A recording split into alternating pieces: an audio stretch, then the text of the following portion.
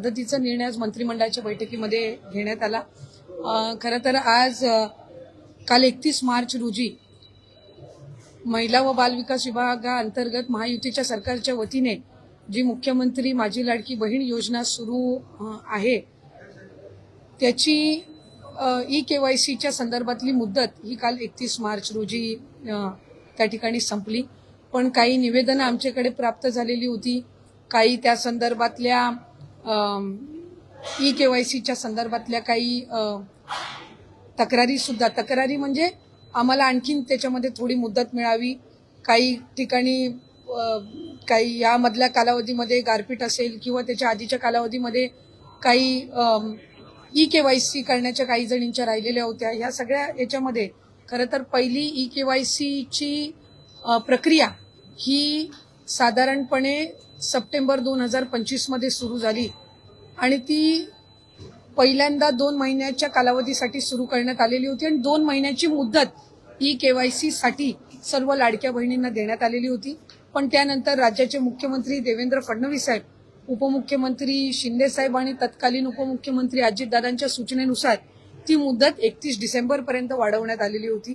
त्यानंतर सुद्धा काही सूचना आल्या की ई-केवायसी करत असताना काहींनी चुकीचे ऑप्शन निवडले, काहींनी ई-केवायसी भरून सुद्धा त्यांना काही तांत्रिक बाबींमुळे त्याच्यामध्ये लाभ हा मिळत नव्हता, काही ई-केवायसी करण्याच्या काही जणींच्या राहिलेल्या होत्या। ह्या सगळ्या याच्यामध्ये खरं तर पहिली ई-केवायसीची प्रक्रिया ही साधारणपणे सप्टेंबर 2025 मध्ये सुरू झाली आणि ती पहिल्यांदा 2 महिन्याच्या कालावधीसाठी सुरू करण्यात आलेली होती आणि 2 महिन्याची मुदत ई-केवायसी साठी सर्व लाडक्या बहिणींना देण्यात आलेली होती।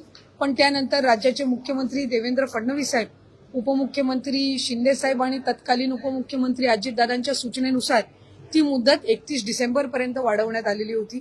त्यानंतर सुद्धा काही सूचना आल्या की ई-केवायसी करत असताना काहींनी चुकीचे ऑप्शन निवडले, काहींनी ई-केवायसी भरून सुद्धा त्यांना काही तांत्रिक बाबींमुळे त्याच्यामध्ये लाभ हा मिळत नव्हता, त्यात काही चुकीचे ई-केवायसीच्या फॉर्ममध्ये ऑप्शन त्यांनी निवडले गेल्यामुळे त्यांना पुन्हा एकदा 31 मार्च पर्यंतची मुदत देण्यात आली। ती मुदत ही आता या महिन्याच्या कालावधीपर्यंत आम्ही वाढवत आहोत, म्हणजे 30 एप्रिल पर्यंत ती मुदत ही राज्याचे मुख्यमंत्री देवेंद्र फडणवीस साहेब, उपमुख्यमंत्री शिंदे साहेब आणि उपमुख्यमंत्री सुनेत्रा काकींच्या सूचनेनुसार ती वाढवण्यात येत आहे। त्यामुळे आपल्या माध्यमातून सर्व लाडक्या बहिणींना विनंती राहील की ही जी अंतिम संधी ही आपलं काही ई-केवायसी करत असताना जी काही चूक झालेली असेल त्या दुरुस्तीसाठी ही देण्यात आलेली आहे आणि 30 एप्रिल पर्यंत ही मुदत ही महायुतीच्या सरकारच्या वतीने आदरणीय मुख्यमंत्री फडणवीस साहेब, शिंदे साहेब आणि सुनेत्रा काकी यांच्या सूचनेनुसार ही आम्ही वाढवत आहोत।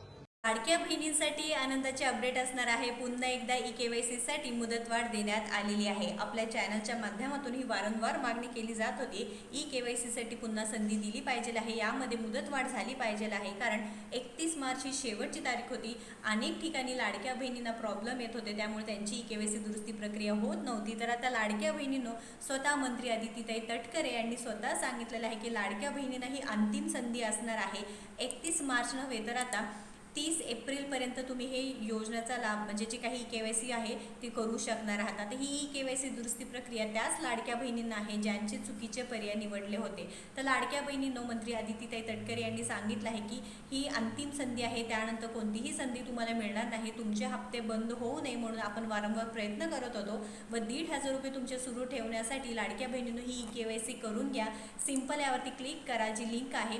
सकाळी जेव्हा आपण वेबसाईट चेक केली होती त्यावेळेस ई-केवायसीचं पूर्णपणे ऑप्शन काढण्यात आला होता, पण आता आपल्या विनंतीनुसार लाडक्या बहिणींनो, मंत्री आदितीताई तटकरे यांनी लाडक्या बहिणींना नक्कीच इथे संधी देण्यात आलेली आहे। हा आधार क्रमांक टाकायचा आहे, त्यानंतर इथे मी कॅप्चा टाकायचा आहे, त्यानंतर इथे मी सहमत आहे व OTP पाठवा क्लिक केल्यानंतर लाडक्या बहिणींनो तुमच्या मोबाईल नंबरवरती OTP येणार आहे।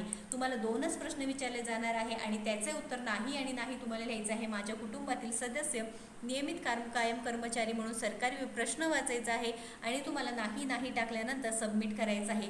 सबमिट केल्यानंतर 2 मिनिटात तुमचे ई-केवायसी होणार आहे व तुमची सबमिट सक्सेस इथे तुमची ई-केवायसी पडताळणी यशस्वीरित्या पूर्ण झाली आहे असं सुद्धा तुम्हाला इथे अपडेट येणार आहे. तर लाडक्या बहिणींनो 1,500 रुपये पुन्हा सुरू करा, कारण मंत्री आदिती तटकरे यांनी स्वतः इथे माहिती देण्यात आलेली आहे.